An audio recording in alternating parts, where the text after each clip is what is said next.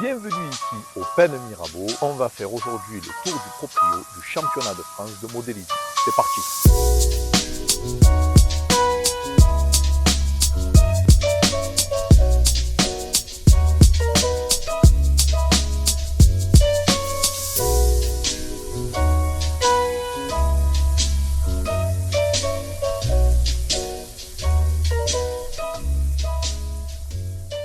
Salut tout le monde, c'est Slaegin et bienvenue sur cette toute nouvelle vidéo. Alors j'ai dit championnat de France, aujourd'hui c'est une épreuve du championnat de France tout-terrain à l'échelle 1/10 qui se déroule au Pen Mirabeau sous ce magnifique soleil de printemps. Et on va en profiter pour aller à la rencontre des participants. Bon, le modélisme c'est quoi? Bonne question. C'est à la base un loisir, devenu aujourd'hui une discipline à part entière, avec ses fédérations, ses associations, ses clubs, mais aussi ses compétitions. Elle met à l'épreuve des pilotes surentraînés, et c'est pas une blague, car il faut faire preuve de beaucoup de timing, beaucoup de réflexes, et s'entraîner régulièrement. Et il y a aussi besoin de beaucoup de mécaniciens pour entretenir les bêtes. Et si aujourd'hui on va se focaliser sur les modèles à l'échelle 1/10, sachez qu'il existe plusieurs tailles, plusieurs échelles, mais aussi et surtout plusieurs types de véhicules, comme les bateaux, avions, motos. Privilège de la Provence, la piste est en extérieur, et comme je l'ai dit tout à l'heure, il fait un temps magnifique. C'est parti.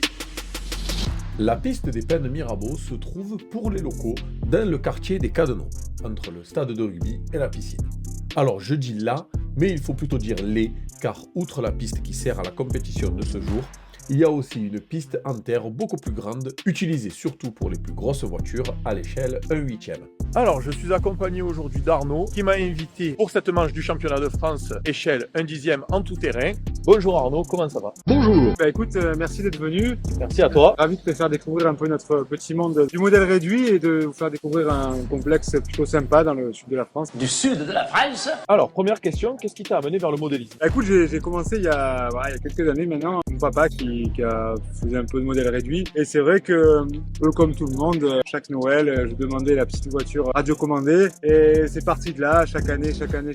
Et un jour, mon père m'a dit, bon bah écoute, on va peut-être acheter quelque chose de un peu plus sérieux pour voir si ça te plaît. Et on est allé dans un club et puis tout est parti de là, ça s'est enchaîné. C'est vrai que j'ai commencé la compétition en 2002 maintenant. Donc ouais, ça commence à faire quelques années. Aujourd'hui, j'ai cru comprendre que tu travaillais dans le modélisme et tu fais partie d'une équipe. Est-ce que tu peux nous en dire plus? Déjà, c'est quelle équipe? Alors tout à fait, je suis responsable commercial pour les sociétés Gouin Racing et CML Distribution. On est distributeur et importateur de plusieurs marques bien implantées dans le milieu. On distribue à travers toute l'Europe. Moi, mon job aujourd'hui, c'est de fidéliser un peu les clients, de faire du support technique sur les pistes, comme aujourd'hui lors des manches de championnat de France, et aussi de distribuer tous nos produits dans les magasins spécialisés de modélisme sur toute la France et l'Europe. On a plusieurs sites web pour vendre aux particuliers et aux professionnels. Et dernière petite question aussi, pour celui qui veut se lancer dans le modélisme, dans la compétition comme on a pu voir, quel budget est-ce qu'il faut prévoir? Nous, on est plutôt la catégorie un peu accessible du modélisme. C'est l'échelle, c'est ça? Ouais, l'échelle qui est donc l'échelle 1/10. On peut attaquer avec du 2 roues motrices, facile d'accès, où ça demande pas trop d'entretien. Pour débuter sympa, évolutif, il faut compter entre 5 et 600 euros. D'accord. Merci beaucoup Arnaud d'avoir répondu à mes questions. On va s'attarder maintenant sur la piste qui sert à la compétition d'aujourd'hui. Comme tu as pu le voir, elle est entièrement en gazon synthétique et surtout, elle est très technique. Ligne droite, virage en épingle, juste après un petit saut ou en dévers, des courbes rapides, des enchaînements de la mort et surtout une table immense pour des sauts spectaculaires. C'est incroyable, mec. Les pilotes sont positionnés en hauteur et à l'ombre. Et vu comme ça cogne aujourd'hui, c'est pas du luxe. On a aussi plusieurs espaces à la disposition des équipes pour l'entretien et la réparation des voitures. Ici, les mécaniciens et les pilotes peuvent, et c'est le mot, bichonner leur bolide comme il se doit. Petit mot aussi pour les ramasseurs qui sont souvent les pilotes ou les mécaniciens. Leur rôle est essentiel puisque c'est eux qui vont remettre sur leurs 4 pattes chaque voiture qui se serait retournée ou coincée. L'entretien passe en premier par la recharge des batteries de ces voitures électriques dans des pochettes inifugées afin de prévenir tout risque de feu. Elles ont la même capacité que les derniers smartphones pour 7 à 8 minutes d'autonomie. C'est pas terrible. Les changements de pneus sont limités à 3 trains pour toute la compétition. Ils peuvent être traités afin de les attendrir et ainsi leur permettre de mieux accrocher à la piste. Nettoyage à la soufflette après chaque course, vérification des suspensions par l'huile ou la dureté des ressorts, du carrossage et même du différentiel. Bienvenue dans ce Vultech sur le différentiel. Vraiment, on est à échelle réduite sur un entretien de voiture de course. Les finales se sont déroulées en milieu d'après-midi dans toutes les catégories. Les tout-terrains et les trucks, que ce soit en 2 ou 4 roues motrices, on a eu droit à des runs acharnés, des tours très rapides avec de la bonne bagarre.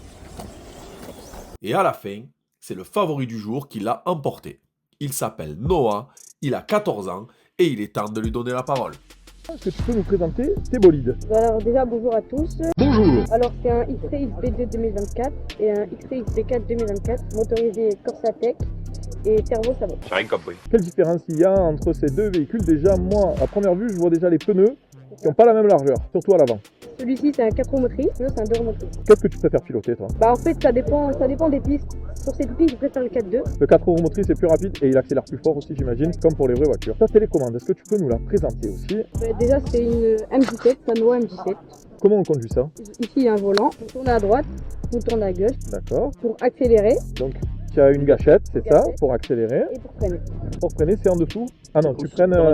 D'accord, gâchette, tu pousses et tu tires pour accélérer. D'accord, super. Il y a un écran dessus? Oui c'est ça, il y a un écran, je vais l'allumer. Il sert à quoi? Bonne question. Pour régler les différents types, pour baisser le frein. Et ça, tu peux le régler en course? Oui c'est ça. D'accord, ok. Pendant la course, tu peux régler. On règle. Tu peux quasiment tout régler au niveau des paramètres, au niveau du feeling. Donc les cerveaux, tu as des cerveaux de différentes puissances. En fonction de ça, des fois, quand la voiture est trop nerveuse, on peut changer la vitesse, le couple du cerveau. Les cerveaux, c'est ce qui actionne la direction. Donc en fonction de ça, on a différents réglages qui permettent d'affiner le feeling en fonction des différentes conditions. On règle la puissance du moteur à travers le variateur. J'ai l'impression qu'en fait, c'est le même entretien que sur une voiture de course. Oui, tout à fait. La voiture est constamment mise à stress, il y a beaucoup de stress, Bien il y a beaucoup de puissance. Ouais. Donc globalement, tous les runs, ou au moins tous les jours, on va vérifier la qualité des amortisseurs, on change les différentiels, on vérifie que les pièces ne soient pas trop usées. Bien sûr. Et sachant que la voiture, quand on arrive sur la compétition, est déjà intégralement révisée. On a pu voir pendant la compétition les mécanos à l'œuvre et même les pilotes mettre les mains dans le cambouis pour entretenir leur voiture. C'est assez impressionnant. Quelques chiffres, combien ça pèse? Globalement, tu as 1,5 kg, le 4.2 est légèrement plus léger. 1,5 kg, ouais. Et 1,750 kg. Lourd. Tu as 3 différentiels, quand là tu n'en as qu'un. Donc le 4.2 est globalement... Il y a deux moteurs sur la 4 roues motrices? Un seul moteur et un arbre de transmission, c'est Voilà, ça? tout à fait. En général, l'écart de temps autour entre un 4.2 et un 4.4 sur des pistes comme ça, c'est de l'ordre de la seconde au tour. Qui peut paraître très peu, mais qui est beaucoup sur de la compétition. Est-ce que tu courais toi aussi avant? Oui, j'ai Ouais. été 3 fois champion du monde. Moi, j'étais spécialiste dans la piste, tout ce qui est les voitures qui vont sur asphalte. On va dire que là, on fait globalement du rallye. Moi, je faisais de la Formule 1. Et j'ai aussi commencé, lui, au même âge il y a bien longtemps. Mais au début, j'en ai fait comme lui ma passion. Ça en est devenu mon métier. Et moi, j'ai la chance de l'avoir aussi parce que Bien sûr. c'est important. Et puis voilà, ça permet de transmettre. Donc, j'ai le même stress, j'ai la même envie. Et voilà, ça permet de transmettre. Même, on a autant de stress en bas qu'on met 10 fois plus parce qu'on quand on a été pilote, on voit les choses arriver. Mais c'est surtout intéressant Bien sûr. avec Noah, c'est qu'on voilà, on peut échanger, je peux lui faire partager mon expérience, il a beaucoup de talent. L'idée c'est vraiment d'aller chercher les résultats au top. J'ai eu cette expérience-là et j'espère que lui il aura la chance aussi Bien sûr. la vivre. Dernière question pour toi. Est-ce que tu as une préférence entre l'électrique et le thermique? Alors moi je suis à la base thermicien, j'ai eu toute ma carrière en thermique, donc mais il faut évoluer et j'ai eu aussi la chance d'avoir des partenaires aussi, on a pu développer. L'électrique aujourd'hui ça se développe, c'est de plus en plus accessible, de plus en plus performant. C'est quand même la catégorie aujourd'hui qui permet de commencer avec plus de facilité, d'accessibilité. Ça reste très pointu sur le très haut niveau, mais aujourd'hui pour démarrer c'est partir en électrique. Bon, je vous remercie. Merci à toi. Bonne chance pour la suite. Au plaisir. Merci.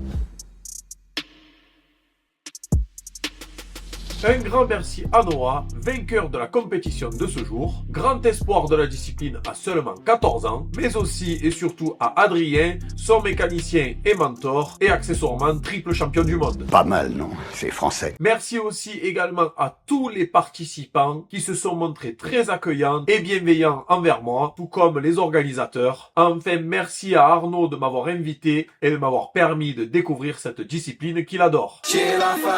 Voilà, c'était Slade. Jean, merci de m'avoir suivi. J'espère que vous avez autant apprécié que moi d'en apprendre plus sur le modélisme. On n'oublie pas le petit pouce bleu qui fait plaisir, les commentaires, le partage et surtout les abonnements. Ça m'aide énormément et ça permet de faire découvrir à plus de monde les contenus que je vous propose. Si vous avez dans votre garage un véhicule à faire découvrir, petit mail à contact.letourduproprio@gmail.com. On se retrouve très bientôt pour une nouvelle vidéo et comme le dit si bien l'immortel Michel, Salut mon pote.